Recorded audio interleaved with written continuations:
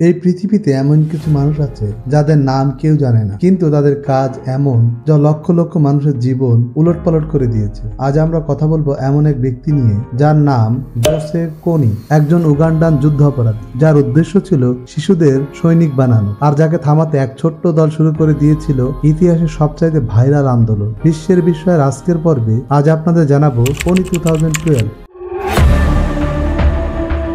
Uganda আফ্রিকার এক দেশ, শান্তিপ্রিয় প্রকৃতির কোলে ঘেরা, কিন্তু বহু বছর ধরে গৃহযুদ্ধে ক্ষতবিক্ষত। 1980-র দশকের শেষের দিকে এক ব্যক্তি জোসেফ কোনি লর্ডস রেজিস্ট্যান্ট আর্মি বা LRA নামে এক সশস্ত্র বিদ্রোহী দল গঠন করে। তার দাবি ছিল সে ঈশ্বরের নির্দেশে কাজ করছে, কিন্তু তার কার্যকলাপ ছিল নির্মম, অমানবিক আর পৈশাচিক। কোনি আর তার বাহিনী উগান্ডার গ্রামগুলিতে হঠাৎ হামলা করত। তারা ছোট ছোট বাচ্চাদেরকে অপহরণ করত, ছেলেদের বানাতো সৈনিক, মেয়েদের বানাতো দাসী। অভিভাবকদের চোখের সামনেই সন্তানদের তুলে নিয়ে যাওয়া হতো। কখনো কখনো তাদেরই হাতে নিজেদের পরিবারকে হত্যা করতে বাধ্য করা হতো। এভাবে 30 বছরেরও বেশি সময় ধরে প্রায় 30,000-এরও বেশি শিশু অপহৃত হয়েছিল LRA এর হাতে।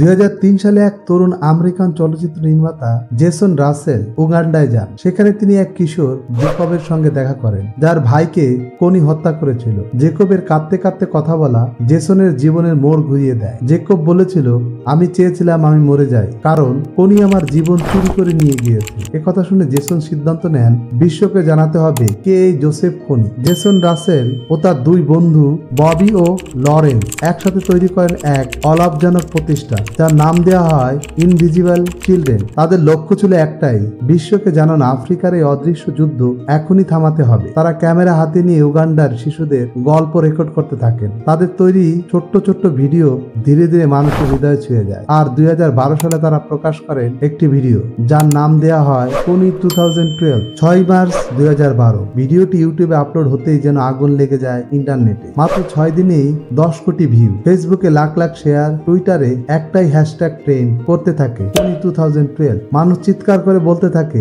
মেক কোনি ফেমাস, তাকে বিখ্যাত করো যাতে সবাই জানে তার অপরাধ। এটা ছিল ইতিহাসের সবচেয়ে দ্রুত ভাইরাল হওয়া ডকুমেন্টারি। ইনভিজিবল চিলড্রেনের লক্ষ্য ছিল সহজ, যত বেশি মানুষ জানবে তত দ্রুত সরকারগুলো একসাথে হবে আর কোনিকে ধরা সম্ভব হবে। তারা আমেরিকার সরকার, সেলিব্রিটি, সাধারণ মানুষ সবাইকে একত্রিত করতে শুরু করে। ওয়াল পোস্টার, ব্যাসলেট, টি-শার্ট, চারিদিকে লেখা ছিল একটাই নাম, কোনি 2012। এই প্রচারণার ফলে মার্কিন সরকার আফ্রিকায় সেনা পাঠায় কোনিকে ধরার জন্য। মানবতার ইতিহাসে খুব কম সময়ে এত বড় গ্লোবাল আন্দোলন হয়েছিল। কিন্তু গল্পটা এখানেই শেষ নয়। ভিডিও যতই ভাইরাল হচ্ছিল, সমালোচনাও তত বাড়ছিল। অনেকে বলল তারা কি সত্যি উগান্ডার জন্য কাজ করছে, নাকি শুধু অর্থ আর খ্যাতির জন্য। এরই মধ্যে জেসন রাসেল মানসিকভাবে ভেঙে পড়েন। অভূতপূর্ব চাপ ও সমালোচনার কারণে তিনি জনসম্মুখে ভেঙে পড়েছিলেন। সেই ঘটনাও ভাইরাল হয়। এভাবে কোনি 2012 একদিকে যেমন ইতিহাসের এক বিশাল সামাজিক আন্দোলন, অন্যদিকে হয়ে ওঠে ইন্টারনেট অ্যান্টিভিজমের জটিল প্রতীক।